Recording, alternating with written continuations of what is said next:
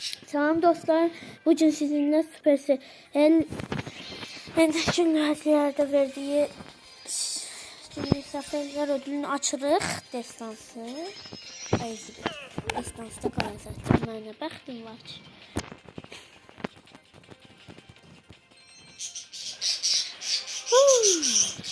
Bəxtim. Geçen bir de karakter çıktığında Defasyon için kredi çıktı. Nasıl damar hiç çıkmadan. Hadi bismillah. Değil mi? Bəxtim yoktu zaten. Hadi bismillah. Bismillah. Değil mi? Bəxtim yoktu bugün. 191 kupa. Buradan kreditlere kafat. Aha.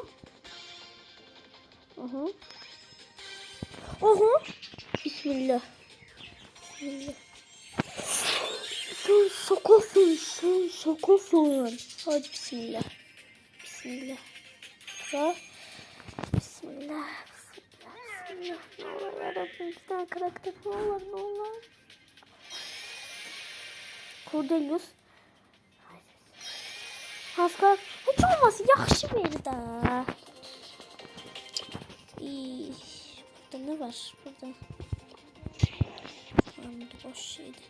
33 bin olacağım. Yes. Neyse dostlar, bugün için videom. Sağ olun, selamat kalın.